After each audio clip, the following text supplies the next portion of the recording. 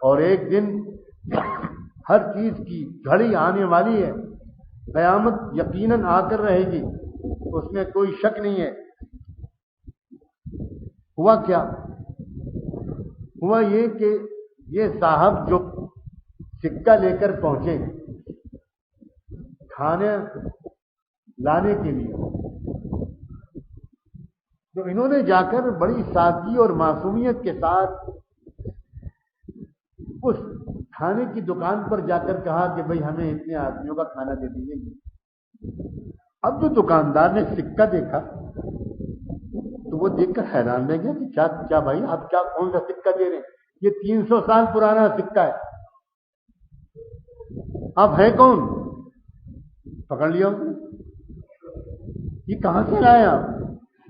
اب وہ بیچارے کو بتانا پڑا، کیونکہ وہاں اس ملک میں خبر عام تھی کہ بھائی کچھ لوگ ایمان کو بچانے کے ارادے سے 300 سال پہلے کسی تہہ خانے میں چھپ گئے تھے، ان کا پتہ ہی نہیں چلا، اور ملک میں ان اللہ کے بندوں کی قربانیوں کے طفیل اللہ نے اپنا غیبی نظام چلا کر حالات اور ماحول کو بالکل بدل دیا تھا۔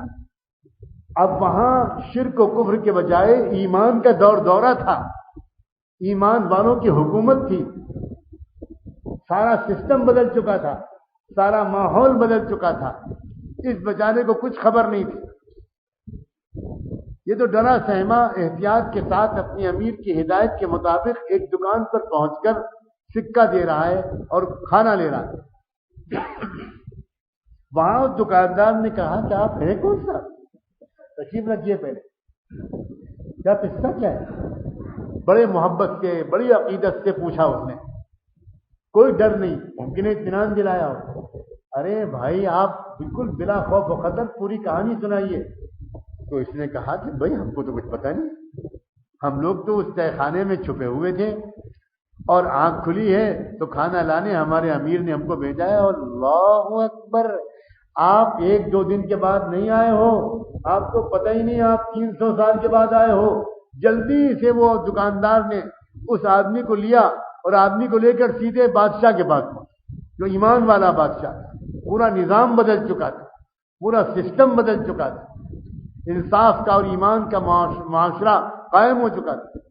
اور اس نے جا کر کہا کہ بادشاہ سلامت، ان کی کہانی سنیے۔ انہوں نے اپنی کہانی سنائی۔ بادشاہ سلامت تو کھڑا ہو گیا تعظیم میں، آپ ان لوگوں میں سے ایک ہیں، میں خود چلتا ہوں، میں آپ کے ساتھ خود چلتا ہوں، میری آنکھیں آپ کی اور آپ کی ساتھیوں کی زیارت کریں گی، یہ میرا نصیب ہے، یہ پورا ملک آپ کا ہے، یہ سارا سسٹم آپ کا ہے، میں آپ کے ساتھ چلتا ہوں۔ اب وہاں وہ کھانے کا انتظار کر رہے ہیں، یہاں بادشاہ سلامت اپنی سیکورٹی کے ساتھ اور اپنے عملے کے ساتھ بڑے اعزاز کے ساتھ آ رہا ہے اور ان سب کی پیشانیوں کو چوم رہا ہے، ان کا ہاتھ چوم رہا ہے اور کہہ رہا ہے کیسا کھانا، آپ چلیے، آپ سرکاری مہمان ہیں، آپ ہمارے امام ہیں، اب ہماری آنکھوں کے تارے ہیں، آپ ہی کے ذریعے سے تو ہم کو ایمان ملا ہے، ہم آپ کو نہیں جانتے، آپ ہم کو نہیں جانتے، لیکن ہماری ماؤں نے چھپ چھپ کر آپ کے واقعات ہم کو سنائے تھے، آپ کا قربانیہ کا قصہ ہم کو سنایا تھا، اس سے ہمارے دلوں کے اندر ایمان آیا، اور ہوتے ہوتے اللہ کی ایسی مدد آئی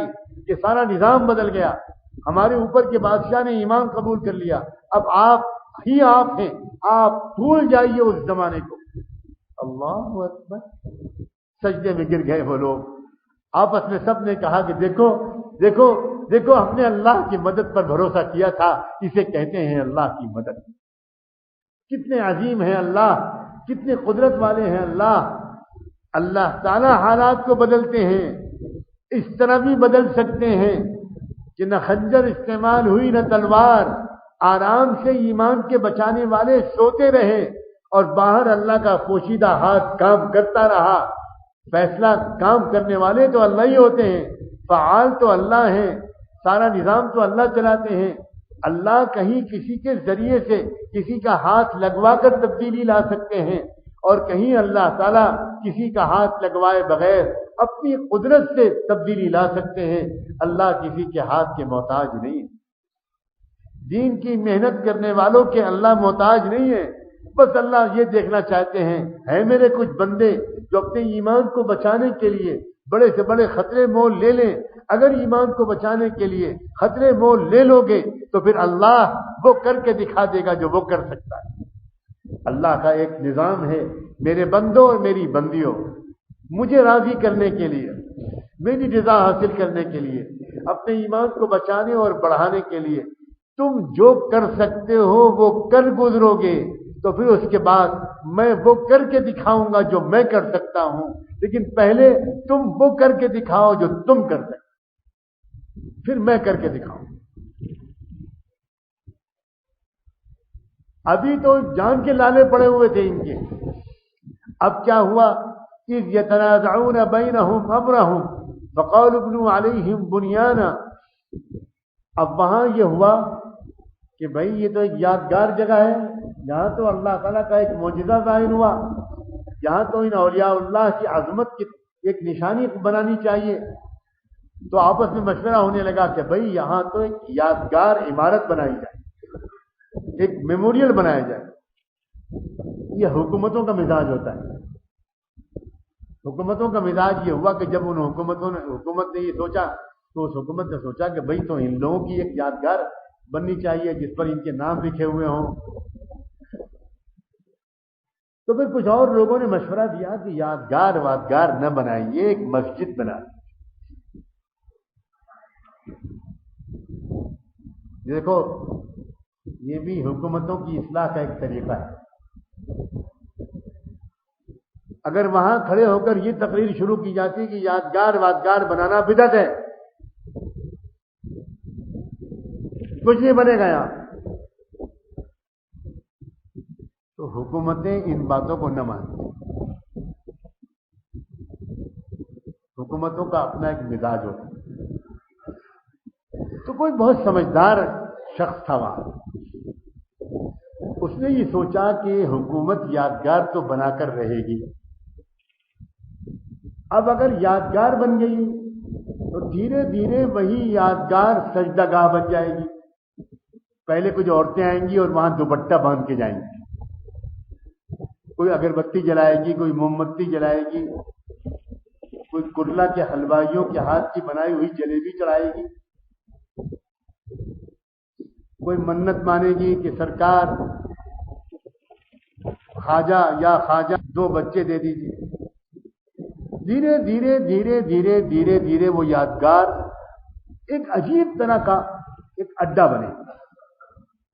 یادگار تو بننا مناسب نہیں، لیکن اگر ہم لوگ ایک بات کریں کہ یہ لوگ یادگار بنانے کے موڈ میں ہیں، ان سے کہیں کہ بھئی آپ اللہ تعالیٰ کے ذکر و عبادت کا ایک دین کے سیکھنے سکھانے کا ایک مرکز بنا دیں، ایک مسجد بنا دیں، تو ان کی خواہش بھی پوری ہو جائے گی اور وہ شرک وغیرہ کی کوئی اڈا بھی نہیں بن پائے۔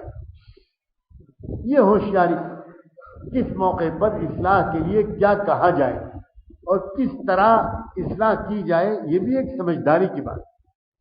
تو انہوں نے یہ کہا کہ مسجد بنائیں، اور یہ رائے بالآخر منظور ہو گئی۔ قال الذين غلبوا على امرهم لنتخذن عليهم مسجدا، بالآخر یہی طے ہو گیا کہ مسجد بنائیں۔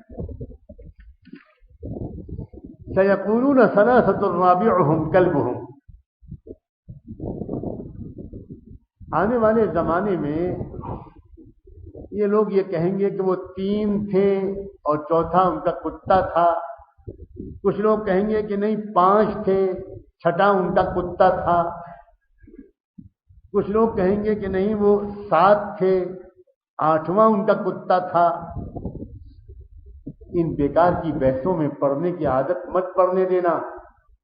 قل ربی اعلم بعدتہم، اے محمد تم تو مزاج یہ بناؤ کہ ان غیر ضروری باتوں میں الجھنے کی کسی کو اجازت مت دینا۔ تم تو کہنا کہ اللہ بہتر جانتا ہے کہ وہ کتنے تھے، لہذا ان معاملات میں تم ان سے بحث مت کرنا۔ فلا تماری فیہم الا مراء ظاہرا ولا تستفت فیہم منہم احدا، اور نہ اس بارے میں تم ان میں سے کسی سے پوچھنا۔ یاد رکھیے گا کہ یہ سوال یہودیوں نے ڈالا تھا عربوں کے ذہن میں۔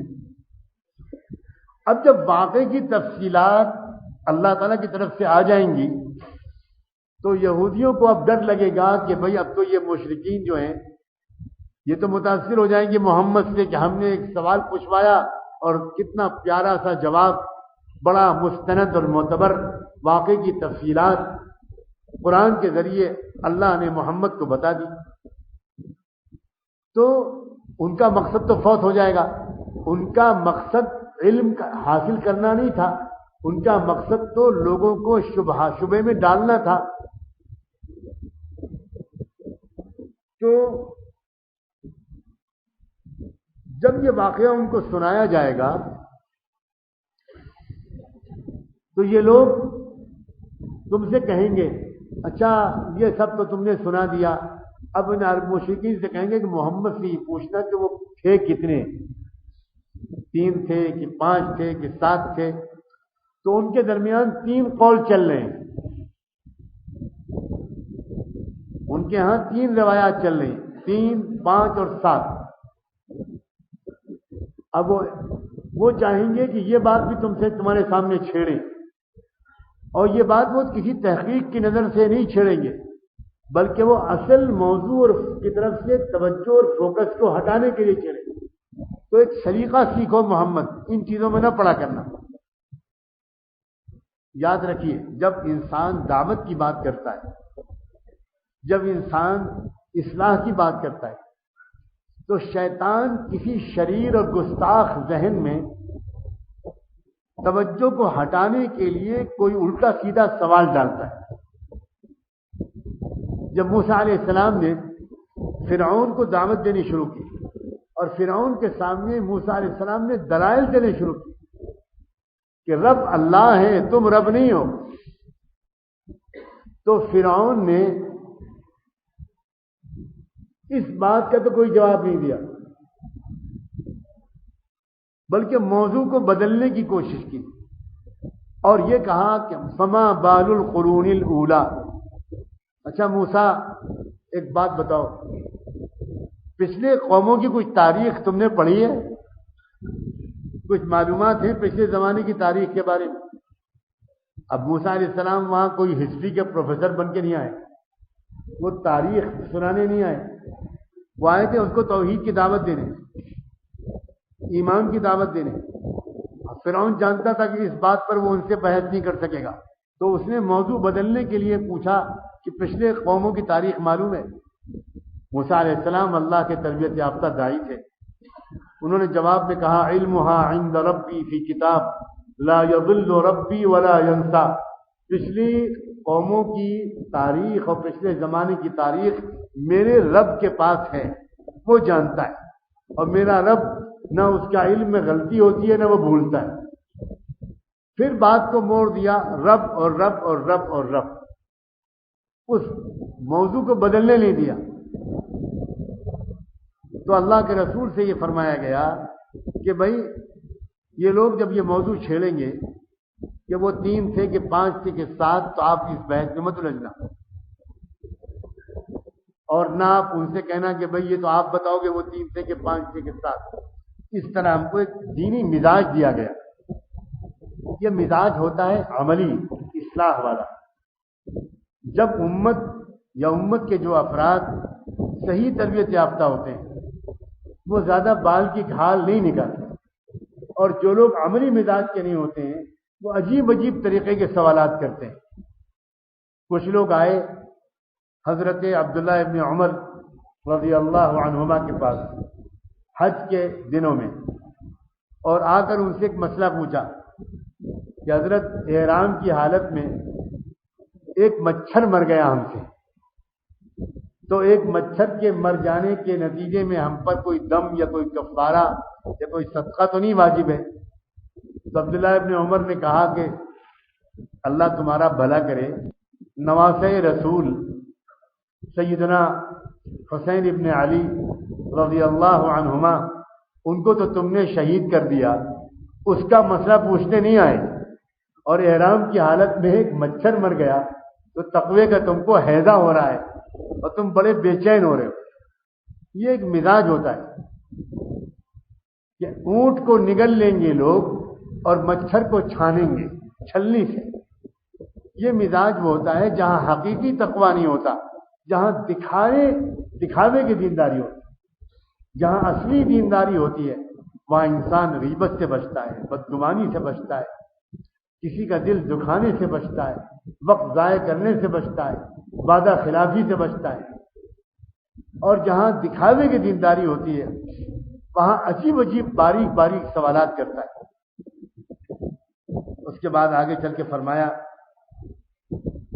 وَلَا تَقُولَنَّ لِشَيْءٍ إِنِّي فَاعِلٌ ذَلِكَ غَدًا إِلَّا أَن يَشَاءَ اللَّهُ وَاذْكُر رَّبَّكَ إِذَا نَسِيتَ وَقُلْ عَسَىٰ أَن يَهْدِيَنِي رَبِّي لِأَقْرَبَ مِنْ هَٰذَا رَشَدًا۔ اور محمد ایک بات کا خیال رکھنا، جب بھی کوئی بات تم یہ کہو کہ میں کل یہ کروں گا تو ہمیشہ یہ کہنا اللہ اگر چاہے گا تو یہ کام میں کل انجام دوں گا۔ اپنی ذات پر، اپنے ارادے پر بھروسہ مت کرنا، اللہ پر چھوڑنا۔ کرنے والی ذات اللہ کی ہے، اور کبھی بھول جاؤ تو اپنے رب کو یاد کر لیا کرنا، اور ہمیشہ یہ کہا کرو کہ میں اپنے رب سے اس بات کی امید رکھتا ہوں کہ اللہ تعالیٰ آنے والے دنوں میں اور زیادہ صحیح سمجھ بوجھ کا راستہ اختیار کرنے کی مجھے توفیق دیتے رہیں گے۔ بعض روایات میں آتا ہے، اللہ بہتر جانے کو روایات کہاں تک معتبر ہے، کہ جب مشرکین مکہ کے نے حضور سے آ کر پوچھا تھا کہ یہ کہف والوں کا قصہ کیا ہے، تو اس وقت آپ نے یہ فرما دیا تھا کہ بھئی میں اس سوال کا جواب کل دوں گا۔ آپ کو امید تھی کہ اللہ تعالیٰ کل تک آپ کو اصحاب کہف کی تفصیلات وحی کے ذریعے بتا دیں گے، لیکن آپ نے اس وقت صرف یہ فرما دیا تھا کہ میں کل جواب دوں۔ اللہ نے اپنے محبوب اور ان کے ذریعے سے ہم سب کی اصلاح و تربیت کے لیے 15 دن تک کوئی جواب وحی کے ذریعے آپ کے پاس نہیں بھیجا، اور آپ شرمندہ ہوتے رہے۔ لوگ پروپیگنڈا کرنے لگے کہ دیکھو اب تو اتنے دن گزر گئے، انہوں نے کہا تھا کل جواب دوں گا، ہم روز پوچھتے ہیں اور ابھی تک آپ جواب نہیں دے پا رہے، اس کا مطلب ہے کہ ان کے پاس جواب ہے ہی نہیں۔ بالآخر 15 دن کے بعد اللہ تعالیٰ نے ان آیات کو اتارا، اور اسی موقع پر آپ کو یہ بھی تنبیہ فرمائی کہ آئندہ سے پیارے اس بات کا خیال رکھنا، یہ مت کہنا کہ میں یہ کام کل کو کروں گا، کوئی تم میں سے کوئی کچھ نہیں کرتا، فاعل حقیقی صرف اللہ ہے۔ اس لیے ہمیشہ یہ ضرور کہنا کہ بھئی اللہ اگر چاہے گا تو میں کل یہ جواب دوں گا، اور اس کے بعد کوئی بات نہیں، تم بھول گئے تھے، اب اللہ کو یاد رکھنا، تم ہمیشہ اللہ تعالیٰ کا تذکرہ کرتے رہنا، اور اللہ تعالیٰ سے یہ دعا بھی مانگتے رہنا کہ اللہ تعالیٰ تم کو آئندہ بہتر طرز عمل اپنانے کی توفیق عطا فرمائے۔ جن آیات کی میں نے تلاوت کی تھی ابھی ان میں سے چند باقی رہ گئی ہیں۔ میں نے تو چاہا تھا کہ زیادہ سے زیادہ اس پورے واقعے کا تذکرہ آج مکمل ہو جائے، اور پھر میں اس واقعے کو سورہ کہف میں اس جگہ پر تذکرہ کرنے کی حکمت بیان کروں، تاکہ اس دور میں یہ جو اصحاب کہف کا واقعہ ہے یہ ہمیں اور آپ کو کیا سکھا رہا ہے، اور اس دور کے دجالی فتنے سے حفاظت کے سلسلے میں اس میں کیا ہدایات ہیں، میں یہ بھی بیان کر سکوں۔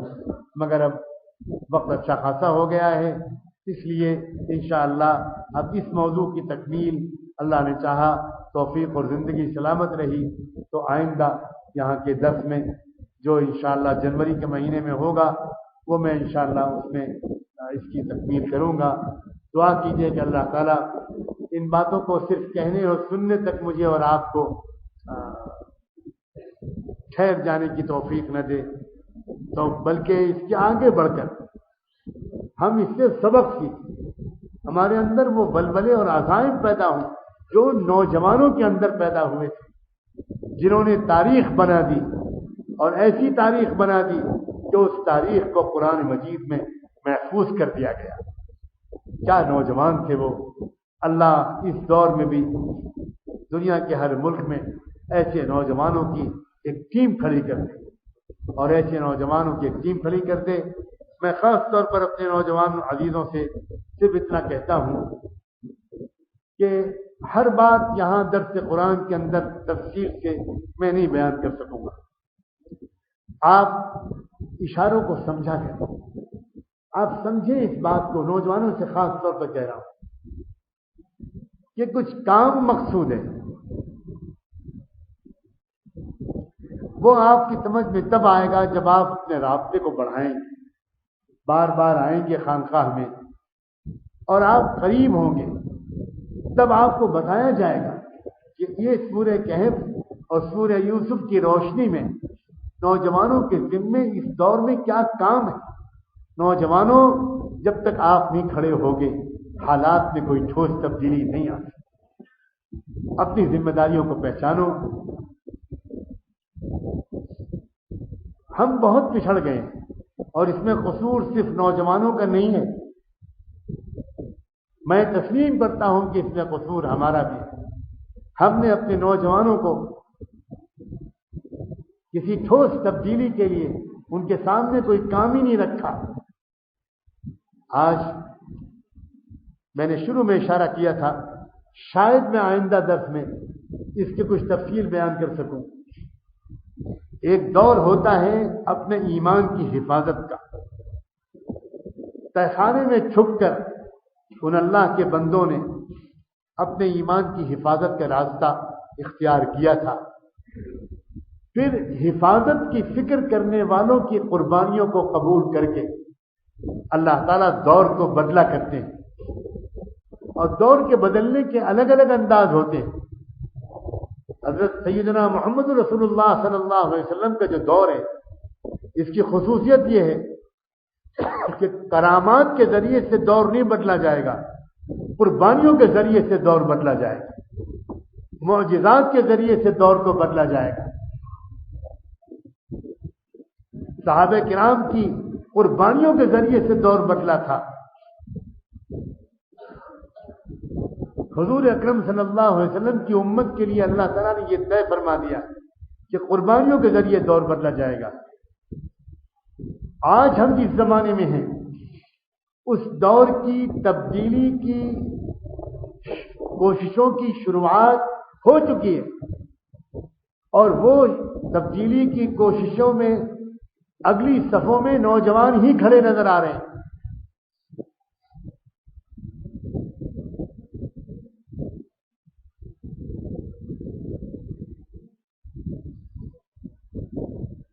انشاءاللہ ان نوجوانوں کی قربانیاں ضائع نہیں جائیں۔ کس طرح کی قربانیاں دے رہے ہیں نوجوان؟ وہ لوگ جو مصر و شام کے حالات سے واقف ہیں، وہ اس سے ناواقف نہیں ہیں۔ سلام بھیجنے کا دل چاہتا ہے ان نوجوانوں پر، ان بچوں اور بچیوں پر، ان کے عظیم ماں باپوں پر۔ یقیناً یہ محنتیں رائے گاہ نہیں جائیں۔ یہ تبدیلی کی شروعات ہو چکی ہے، میں قسم اٹھا کے کہنے کو تیار ہوں۔